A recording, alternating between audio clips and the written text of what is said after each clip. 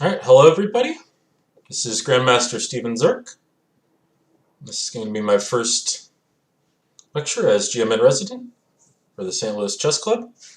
So today, what I want to talk about is a series of pawn endgames where the king basically, we'll say, has some fancy feet. We're going to see a lot of kings doing a lot of careful maneuvering in today's puzzles. So this first one, this is a study by Reti, which some of you may have seen before.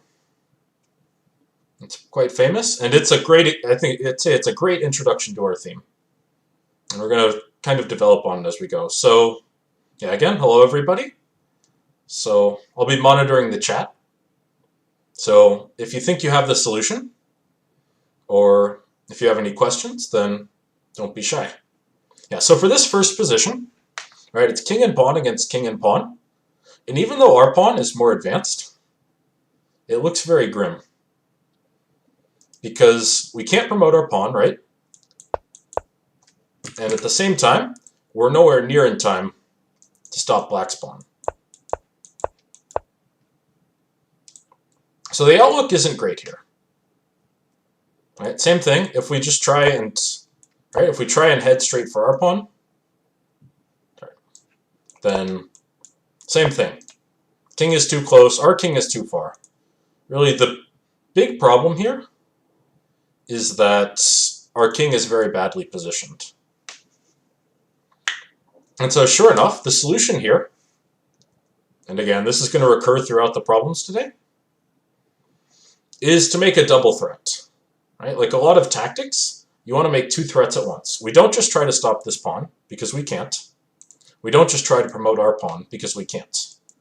But if you can make both of these threats at once, then black can only respond to one, right? Black can't push his pawn and take our pawn. So the solution to this first puzzle is to combine the ideas. King g7. And at first, it probably, if you haven't seen this before, this probably looks pointless. Right? Black goes h4. King f6. And this is the point. You continue on this diagonal. Because now, let's say black just says, okay, well, I'm going to promote my pawn. Suddenly, our king's no longer on h8. We've gotten to f6, which isn't just closer to the h-pawn, it's closer to our own pawn. And now white just goes king e6. And after h2, c7, black can play king b7, but it doesn't help. Black promotes, and white promotes, and we have our draw. So suddenly, it turns out that by going to f6 instead of going to h6, we're actually making just as many threats against this pawn. And we're making just as many threats to support our own pawn. So actually, when we play king f6, black needs to go king b6 if he doesn't want white to promote. And I see a couple of you have the solution. Very good. And here's the key. This is where, again, it might seem like white's in serious trouble. Because if we try to promote our pawn, we're too slow. If we try to stop black's pawn, we're too slow. But this is, I would say, the final really nice move of the Reti study. You go king e5. And there we are. So this simple move makes two threats. We're threatening to go to d6, which promotes our pawn, and we're threatening to go to f4, which would win black's pawn. Black can easily stop either of these threats, but it's simply impossible to stop both. Yeah, king e5 is a very nice move. Because the funny thing, one thing it's really showcasing is the diagonal power of the king. Right? The king on e5 is actually doing just as good a job fighting this h-pawn as the king on h5. And the king on e5 is doing just as good a job helping this pawn as the king on e8. So the king, right, the king can kind of cover extra territory if you go diagonally. It's going towards the c-pawn and towards the h-pawn, even if it doesn't look like it. Right? If black takes, we have our draw, we win the h-pawn. If black goes h3 to promote, we're no longer in the square, we can't get in the square, but now we're close enough to our c-pawn. And once again, We both promote at the same time. And there's the draw. So, yeah, this Reti study, I'd say it's a good one to know. It's an excellent example of using the king well, especially in the endgame. Because this position would be easy. It would be easy to think it was hopeless if you weren't aware of this idea. And a few years after his first study, Reti made a second one, which I'll get to in a second. So he asked, what's the general idea behind figuring this out?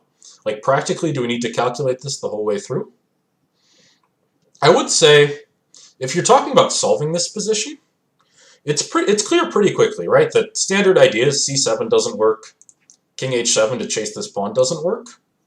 And so the idea that, what you really need to know is this idea that a king on e5 is just as good for this pawn as a king on h5, right?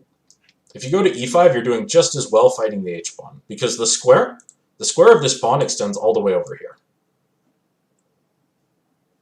So I would say you take that knowledge, so that lets you know that, okay, if something's going to work here, it's this double threat idea. It's both the single threats are inadequate. If you combine them though, right, black can't handle both. And then after that comes the calculation, right? King g7 is clearly the best try. You don't know before you calculate it if it works, but you know it's worth looking at. And then you can check, right? If black goes king b6, if black plays this order, right, the order actually doesn't change anything. After king f6, you're already threatening to win this pawn. So now h4, if black wants to try to win, h4 is forced. And here, right, here's where you have to have the big insight. You need to get towards this pawn and towards this pawn. And king e5 is the only way to do it. And from here, right, you need to just check those two lines I showed. You need to confirm that king d6 promotes and king f4 stops the pawn. And black can't do anything about these two combined threats.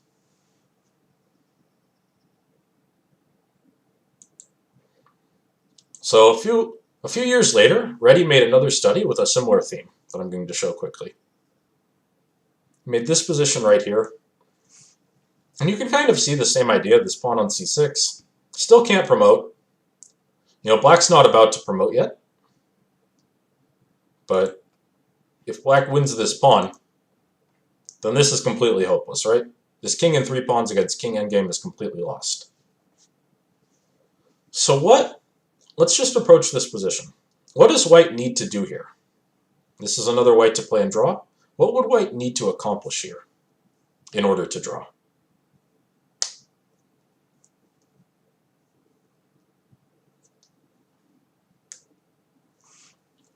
Right? The first thought might be to promote this pawn or to support this pawn, but it's just much too slow, right?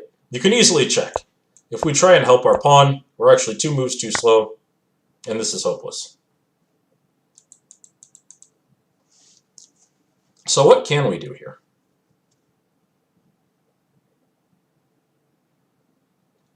Right, very good. So this time, we go king g6, but after king b6, we can't support our pawn, but sure enough, yeah, actually, this becomes very similar. We can't support our pawn. Our only hope is to try and decimate these pawns. And you take. King takes g7. So first of all, if black decides to deal with our c-pawn, then we take the f-pawn, and this h-pawn is gone, and we have our draw.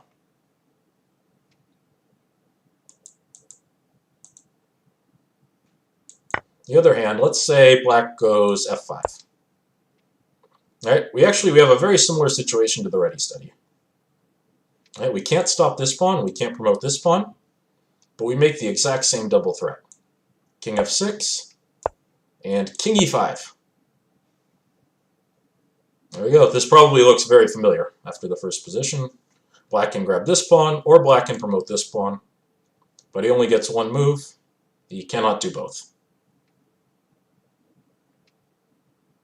So once again, black can get queen and pawn against queen. That is the one perk he has compared to the first endgame. But this position is a pretty easy draw. Queen and rook pawn against queen is usually a draw. And doubly so when your own king is closer to the rook pawn than the opponent's king. So yeah, actually you make the exact same threat against the f-pawn. And funnily enough, if black plays h5, you take on f6, and by now this position should look very familiar. You literally transpose to the Reti study, h4, and king e5 again.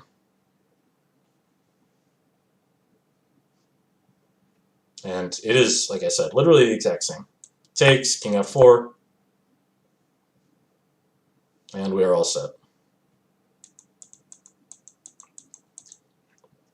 And right, yeah, so in queen and pawn against queen, yeah, you mentioned king on h1 almost guarantees a draw in that endgame. Yeah, that is correct, right? If this king gets here, because every queen trade is a draw, white can basically just sit, and there's not much black can do.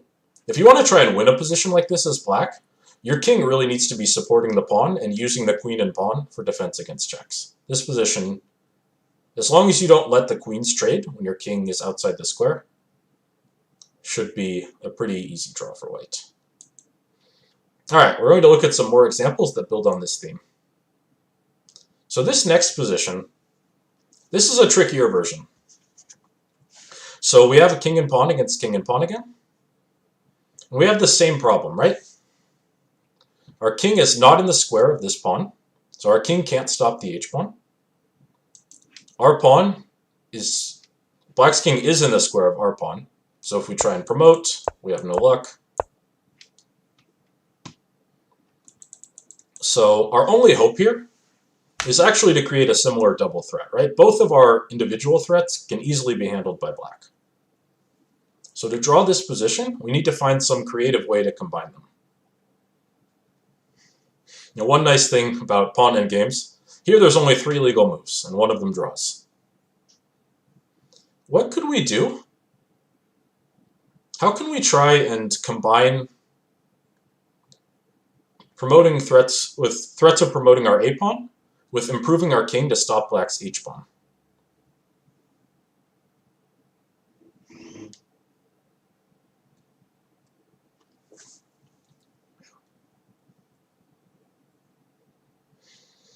So that's the right idea, but there's a problem, right? If we go king c8, king c6, a6, king here, king b8, and this is the right idea, right? You're threatening to promote, so black has to take, and now you can go to c7.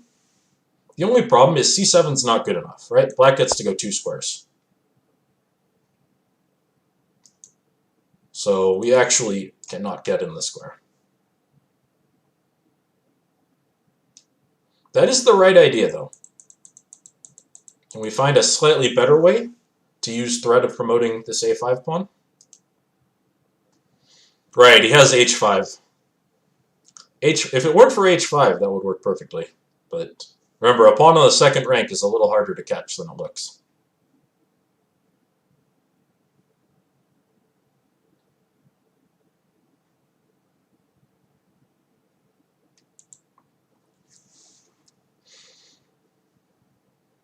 So the key this time is we want to make this double threat with our king on this rank. All right, a6 and king e7 doesn't work because we're not making a double threat. We're making one threat to get in the square, and black can handle that easily.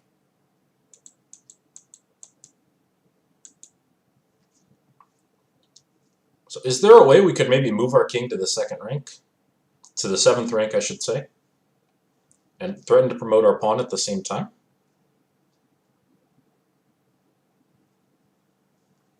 Right, chess king's got it. So you don't push the pawn yet. Right. So king c8, we're threatening to promote, right? h5 would be a big mistake from black. a6, king c6, a7, and suddenly black's lost. Forget the draw. So king b8, right, and chess king mentioned king b8. There's no king b6. This is important. We're threatening to promote again. So black has to go king b5. And now, yep, as you mentioned, king b7 is the key move. we improve our king. Funnily enough, since the king moves diagonally, this king is actually better off than the one on d8, even if it might not look at it. It might not look it. We're threatening to promote one last time, so black finally gets our pawn, but we've gotten to b7 with tempo. We can play king c6, and h5 no longer does the job for black, and we have our draw.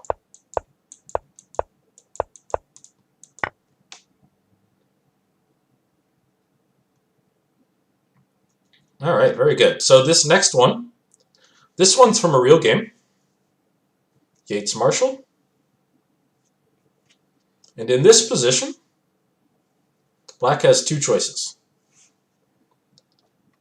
So here, black can either check with the bishop, king g6, trade these bishops, and take b3. So this would give black a pawn-up bishop endgame. Or black can trade all the bishops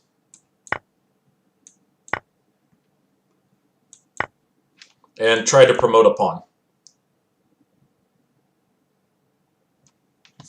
So in the game, black decided to go for the pawn endgame. And as you might have guessed already, this is a mistake. So black's thinking was this. Black wanted to play Black wanted after h4, king g4. Was thinking that when white went for this pawn, can trade, king e5. And how would black win this position?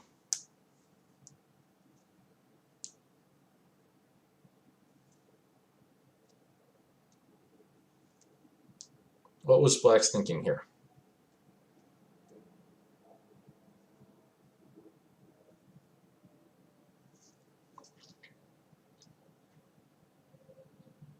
All right, if we take, white mops up these pawns, and if anything, we're going to lose.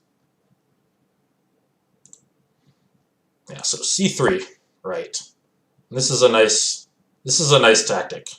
Takes, a4, king d4, right, and a3. And tragically, white's own pawn dooms him.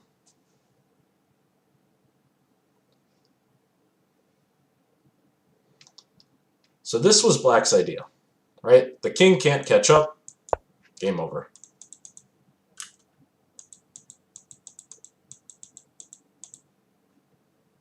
But what was the disappointment here, right? What did black miss in this position?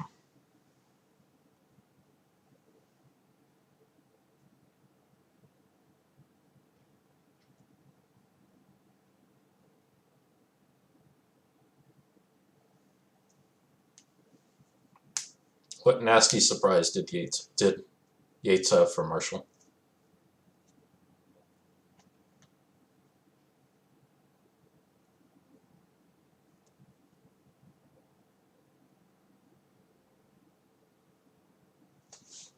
Right. Actually very similar to the last puzzle. King g6. Another double purpose move. So we're threatening h5. Black certainly does not want to allow this. So black has to take this. But in addition to threatening h5, we've improved our king. And this time when we play king f5, we're not on f6, we're on f5. And after c4 takes, we don't go to e5, which would lose to the same tactic, but to e4. And this time, c3 takes a4. We don't go to d4. We go to d3. And if black tries to push this pawn, he even loses. Yeah. So this once again, this dual-purpose king move saves the day.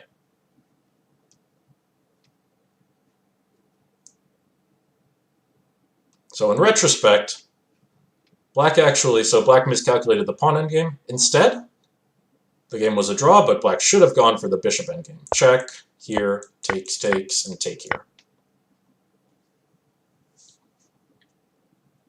And this bishop endgame is actually a pretty easy one. All right, the bishop, worst case, it's going to sacrifice itself for the h-pawn, and the king and 3 will overwhelm the bishop in 1.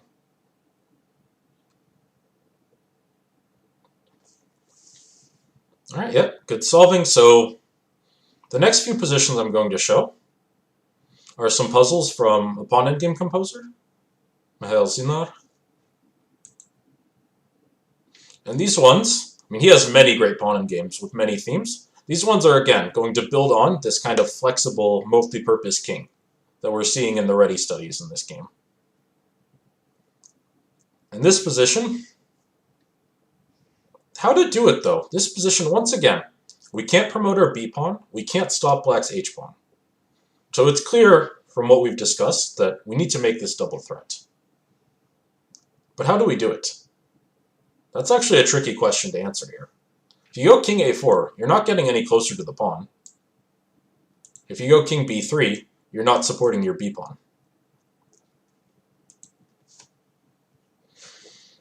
So what do we do here? How do we do a move that both supports our b-pawn, which is not a threat at the moment, and chases the h-pawn, which is out of range at the moment?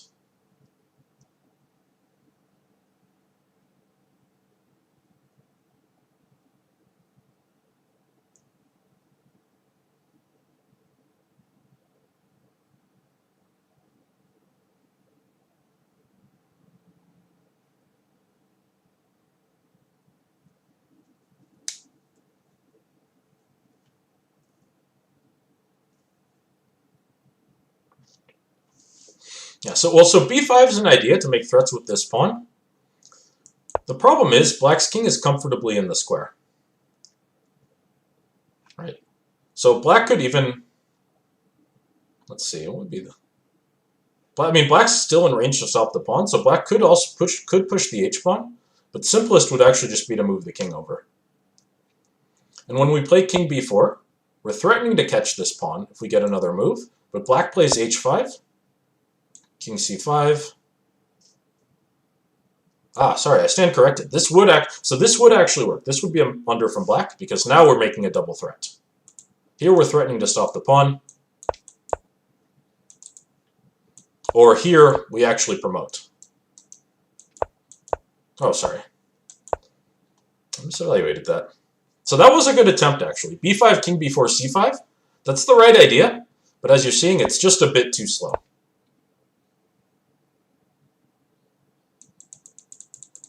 So, but let me ask you, is there another way? You can kind of bring the king up. Can you bring the king closer to supporting this pawn and closer to catching this pawn?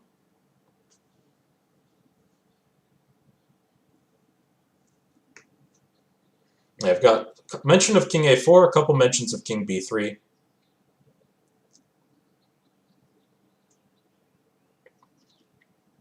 So the problem is, king b3 doesn't really support your b-pawn. h5, king here, h4. And you're not going, well, and here, you're just not in time to do anything with your b-pawn. Right, b5, h3, b6, and black just walks up. Your b-pawn needs your king's help to promote, but here it's just too slow.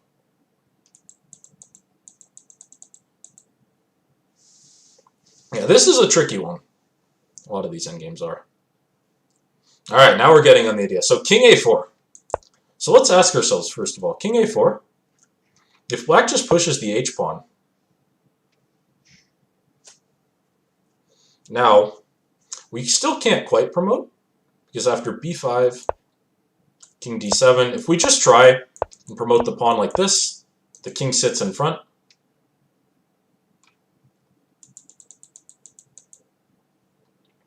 But instead of that, the key here, the real key here, is to promote our pawn. It needs the support of the king on a7.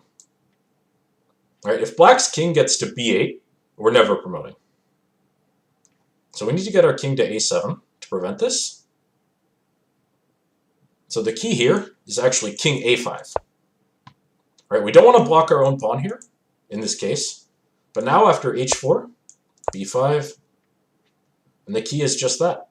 If black's king tries to stop us, we just have to be ready to go to a7, right? We can't let him get to b8. We can't let him sit in front of our pawn. h3, b6, And now our king is in time to help our pawn.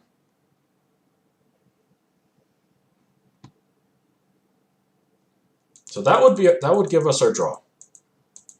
But okay, hang on. What if black says after king a4, you're not any closer to the h-pawn, right? So you still can't catch the h-pawn. So instead of pushing it, I'm going to move my king closer. I'm going to play king d7. This is the real question. After king a4, king d7, we're still not in the square, we're still not promoting. What do we do?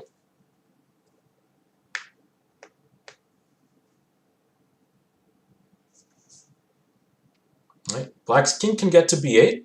His pawn is still not, we're still not in the square of the pawn. So any one threat is not good enough here. Right. Yep, Chess King is on fire today. So mentioned king b5. And this is it. So first of all, now we are closer to the h-pawn. So if black goes king c7, okay, we can't promote, but we don't need to anymore. Now this one threat is enough. We go king c5 and king d5. And there we are. We're in the square. So king b5 threatens to stop the h-pawn. We're now close enough that black has to play h5 if he wants to promote his pawn. But now what? What's the other perk of moving the king to b5?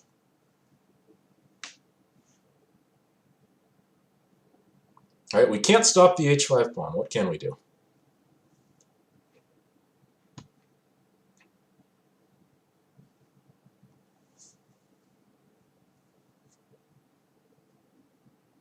All right, king c5 is no good anymore. Right. Yeah, but this time, correct, Adam, we go to a6. So even though we took a little pit stop in front of the pawn, now we step out of the way. And this time, black will never get to b8. All right, if black pushes the pawn, we're just in time. This time, if black tries to stop us, if black tries to get his king to b8, we go here. And once again, black can't stop the promotion. There's a neat little trick that black can use here. You might have seen this before, but after king c6, we go king a6, king c7. We don't want to allow black's king to the b file. We go king a7. And this little repetition, I believe, is called a windmill. And it actually leads to a draw. Right? There's no way for black to stop this b pawn anymore. All he can do is force this repetition. We don't let him go to the b file. And we have our draw. Yeah, so this is a very nice example because the surprising move king b5 comes up a couple moves in, which makes a double threat of king a6 to promote and king c5 to stop the h-pawn. All right, let's see another example. Now this next one is very sneaky, actually. This one's a favorite of mine. So you probably already noticed the similarities to the Reti study, which might give you a hint. First of all, let's try the direct plan. What if we just try to promote our f-pawn? Well, we take g3, f6, and we'd have drawing chances if this pawn were here. Unfortunately, it is not. So this is one move too slow. Black promotes with check. We'll never play f7. Even if we get rid of the c-pawn, this will never work. The pawn on the 7th rank, on the f7 or c7 draws against a queen, but f6 is not good enough. So we can't go the direct route. We also can't promote this pawn. Right? Once again, black's king is closer than ours. But what can we do? Kind of sticking to the Reti theme. What might be an idea we can try?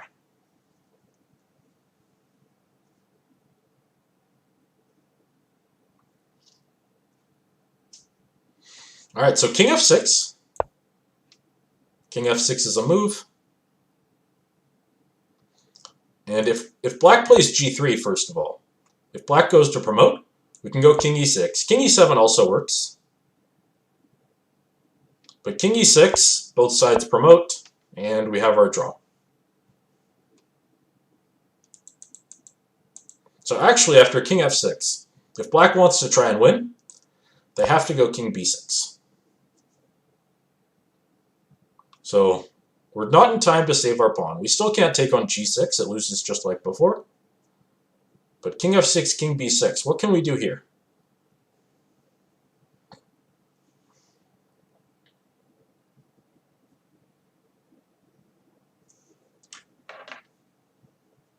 Yeah, we can't promote. We can't take this. But this puzzle actually involves a couple clever tricks to save the game. Yeah, we go king e5. Right. We're threatening to promote. And this is exactly like the Reti study. We're threatening to promote. We're threatening to get in the square. So black again, if black wants to try and win, they have to take the pawn. If both sides promote, it's an easy draw for white. And now, we have achieved one thing, right? Black's gotten our pawn, but now we're in the square of black's pawn. King d4. That being said, this puzzle is still not over, right? Are we sure this is a draw? And this is a bit separate, but it's such an elegant finish that I can't help but show it. So here, right, black can't promote. But this time, let me show you.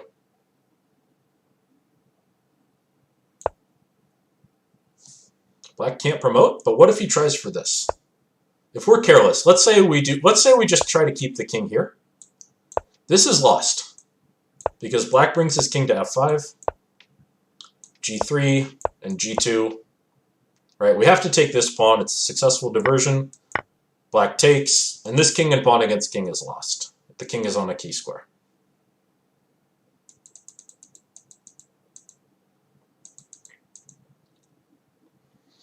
Here, though, this part is one of my favorite tricks. Right, we can't just stall. If black's king comes to f5 and black pushes the g-pawn, black wins.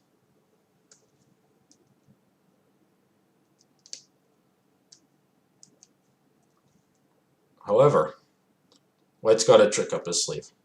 King e3, king d5, king f2, king e4, king g3.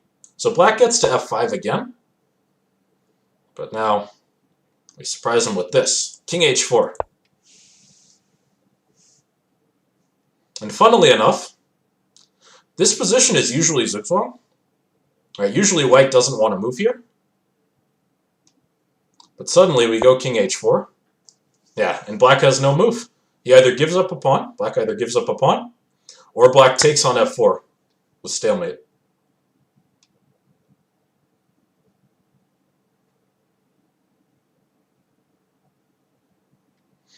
Yeah, so that's basically a two-part study. First you have to see the Reti idea to get in the square. And then to draw this king and pawn against king and two pawns, you need to see this stalemate trick.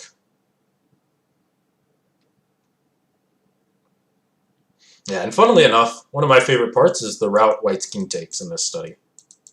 Just a long diagonal walk to h4.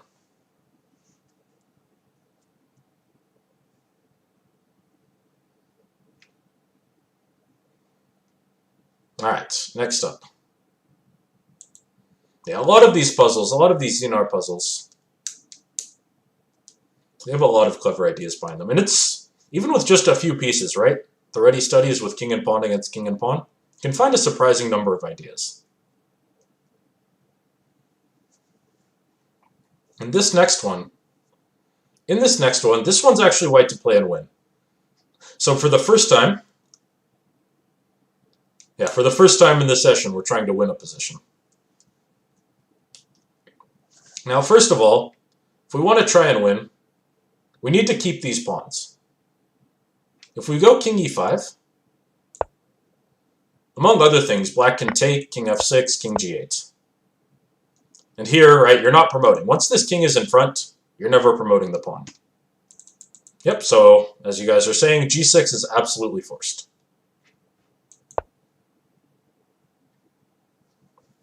And hang on, so now, after a4, so black plays a4, right? Black wants to promote their own pawn. And this is where white needs to be clever. What should white try here? I guess I'll ask it this way. How do you typically promote these pawns? Because for the moment they're stopped. What's the typical idea to promote one of these pawns? If, for example, black didn't have any pawns of their own.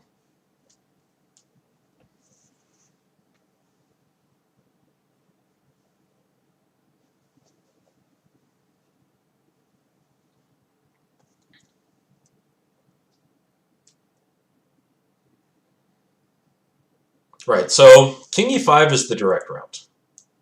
So after king e5, a3, king takes e6. This is how you typically win in this endgame. The king comes to e6. You promote the h-pawn. Black takes, and your king walks up. But there's a problem here. You might be seeing it already. After a2, promote, king takes, king f7, promote. And we have a big problem. This queen is covering g7.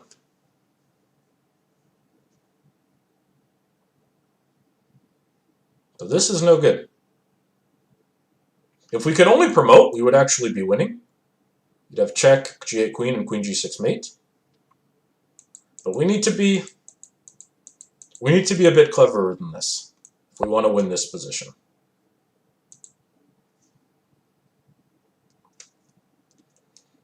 All right. Any ideas here? What else can we do? And if you remember how strong, if we can use the king more flexibly. Yeah, first gobble up a pawn. So that would be great, right? If we could just take this a-pawn, we would be winning. The problem is these pawns are too advanced. If we just go for the a-pawn, hang on, can we do that? e4 takes e3. Uh-oh. We're not catching that pawn. So, yeah, if that would be a great strategy. If we could pull it off, just win one of these pawns, it would be an easy win.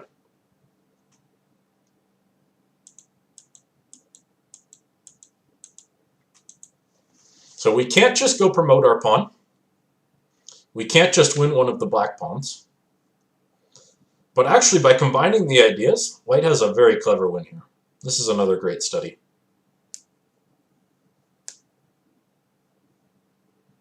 All right, someone in chat is spotting the idea. If black plays e5, suddenly this queen would be interrupted. All right, good catch. Yes, see it. You go king c4. Right, you're targeting this pawn. So if black just sits, now you can go king b4 and this pawn is free. So when you play king c4, e5 is forced from black. And now you go to d5. And this is the point. We want black to keep this pawn. After a3, now you go king e6. And you get the same position with one difference. Black has an extra pawn. And thanks to his e5 pawn, black gets checkmated. a2, sorry. White queens, takes, king f7, and queen. Exact same position with an extra pawn for black.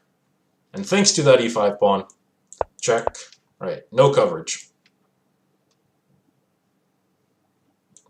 Promote. And this classic checkmate. Yeah, so this king c4, king d5 maneuver is key. Very clever from white. What if e4? So what if e4 at what point? Do you mean, so e5, king d5, e4? So you do the same thing. This time black is too slow. King e6, e3, promote.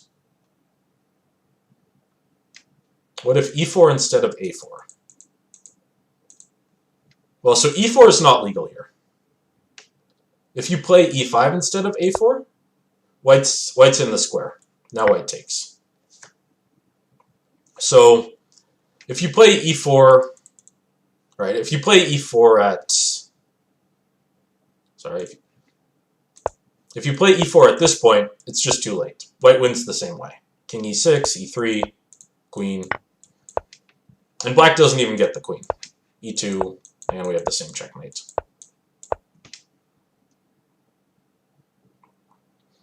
Yeah, so once again, some great flexibility with the king to induce e5, which is exactly where black does not want the pawn. Black would be fine with this pawn anywhere else, but here it blocks the queen. All right, nicely spotted. All right, let's see. Next one. All right, this one. So this one is pretty advanced. We're going to talk about how we would approach this position. So first of all, in this position, if black gets to coordinate his king and start advancing, this is just lost. These kind of 2-on-1s, if, for example, let's say you just bring the king up, Black checks, king e5, king e7. These kinds of endgames are basically always lost. King back, king here. And the simplest way is just to move the king up. And now if you try to hold on to this pawn, black just uses this e-pawn for a diversion. And you can't handle both threats.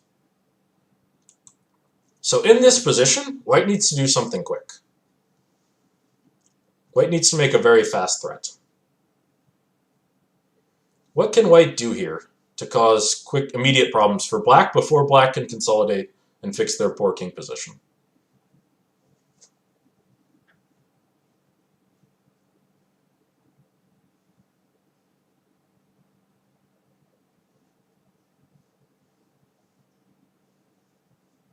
Right, moving the king up towards d5 is not enough. Just advancing the king is not enough. Right, so king c4. This is the key. And your idea is pretty simple. It's to go after the b-pawn. And if, for example, black's not in time to defend this pawn, if you just win it, this is an easy draw, right? e5, king c5, you're in the square. Now white has no problems at all. So black can't just let you have the b-pawn. So king c4 is key. And now let's say black goes king e8, and after king b5 says, okay, well, while you're taking that pawn, I'm going to go e5. And if you take, I promote. So this e5 is the real danger. Now if we take, black pushes, we check the pawn race. But here, black's king is too close to our pawn. King comes up. We try to support the pawn, but queen b4 check, and this is hopeless.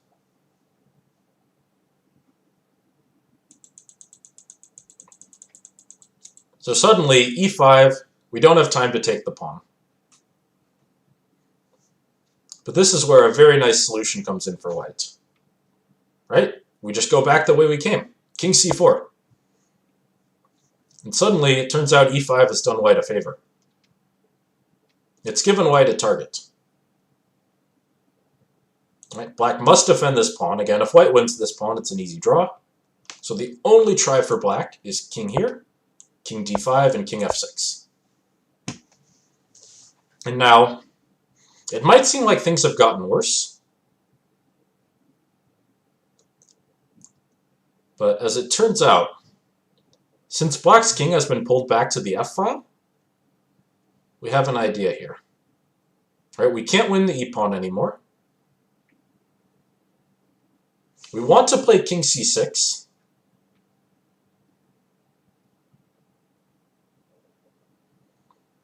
But then black starts pushing the pawn. If we go king e4, these endgames are lost. Right? This 2-on-1 is always bad for white. We need counterplay. We can't just defend our way to a draw here, down a pawn like this.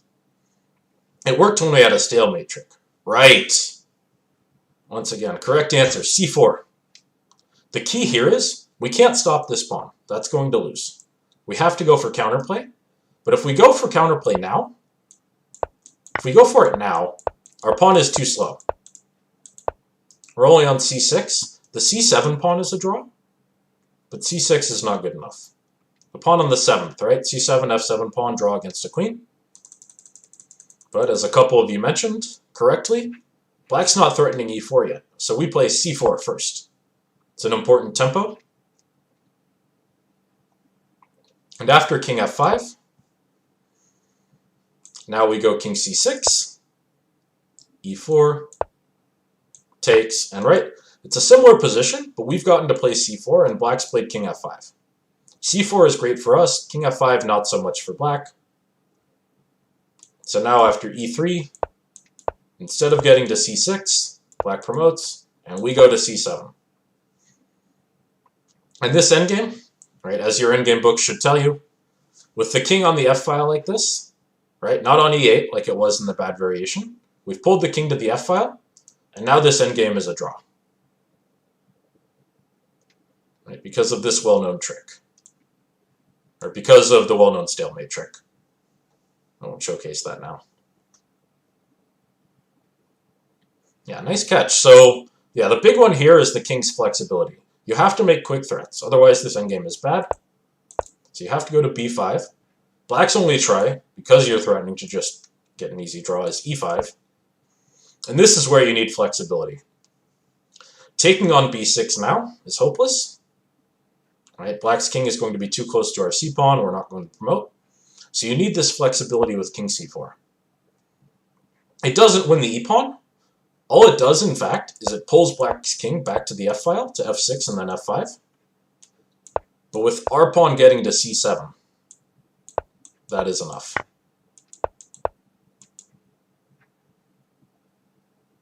All right, nicely done. We have one more on a very similar theme.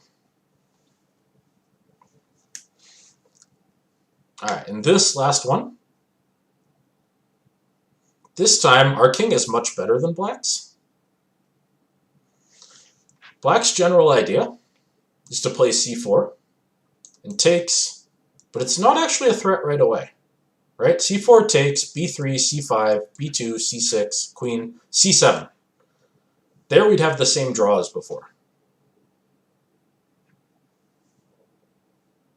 But the question is, what do we do?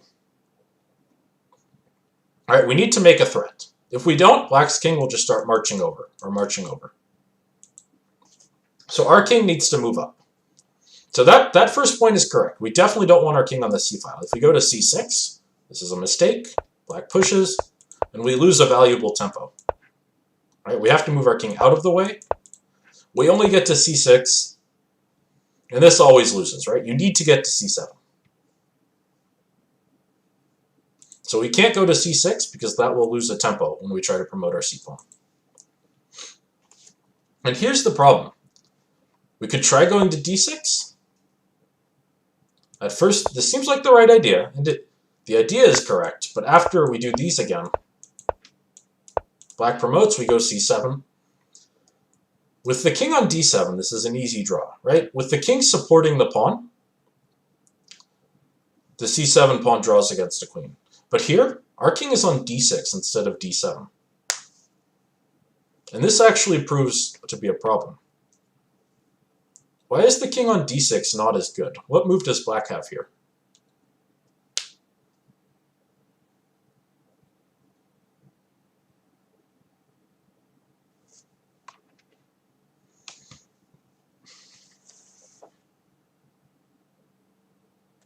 Right. Yeah, because our king is no longer here to cover c8, right? We want to cover c8 and threaten to promote. But this is the key. Black has queen f5. And now, the difference here is there's no way to stop queen c8. Right? If white goes to e7 or to c6, doesn't change anything. Black goes queen c8. White has to go back to d6. And with the queen here on c8, there's no way for white to threaten to promote. Right? The king can't even approach the queen. That's one problem of a king against a queen. And Black's king has all the time in the world to just walk back and win the pawn. Now, you never want to let the queen blockade your pawn in a situation like this. So why not queen b8? If you mean queen b7, which is a move to look at, the difference here is queen b7 doesn't cover d7. So now white has king d7 and Black doesn't get queen c8. And this is a draw. Right? White plays king d8 and is threatening promotion. If you go to f5, you cover this d7 square, and that means white can't stop queen c8.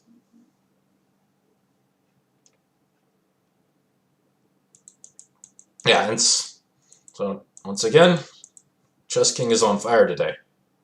The key here, we don't want to allow this queen f5. So we need to threaten king d5, right? We need to make a threat, but we don't have to do it from d6. The key move is king e6. And so we're not threatening to take right away, but if we play king d5, we're just winning these pawns. We're actually just going to win if Black lets us get these pawns. So c4 is still completely forced. takes. We get this same pawn race. And we only get to c7. But this time, with our king on e6 instead of d6, funnily enough, it might look like it's farther away from the pawn, but the key factor is we're covering this f5 square. And sure enough, black actually has no way to get the queen to c8, like in the lines with our king on d6. And we've actually salvaged the draw, right? This king position showed a lot of foresight. Now, if queen b7, as we discussed before, king d7 reaches a draw, and there's just no way to get to the c8 square. Yeah, so Manny, that's a great question. What if queen d1? So this is a clever try from black, right? If white queens, that would be a sad mistake. White's gotten to queen, but black has the skewer. So instead of queening, right, king e7. And now, right now black has to stop promotion. There's no more skewer tricks. But white has time for king d8, and the promotion is covered.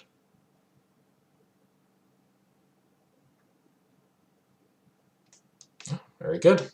So queen d1 is a good try, right? Threatening the skewer, but you're not threatening to go to c8. Unlike queen f5, you're not threatening queen c8, and that means white has time to solve the skewer problem. Black can also try to be tricky by going king g4. All right, this is another attempt to set up a skewer with queen f5. White dare not promote.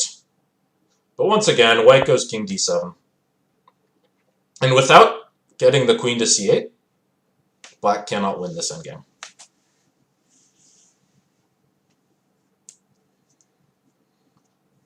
Yeah, so those is a series of pawn games. Just again, I hope you're seeing kind of the multi-purpose possibility and a lot of the flexibility of the king. All right, we saw it go to b5 and back to c4. So a lot of double threats. And you see the use of this king's ability to move diagonally. Because here it turns out king e6 is just as threatening as king d6, and e6 is a much better square in the future. Yeah, so the king has a lot of potential in these endgames. Yeah, good solving, everybody. I hope you enjoyed the puzzles. And I hope to see you for the next lecture, which is coming up in just a couple minutes. All right, thank you, everybody.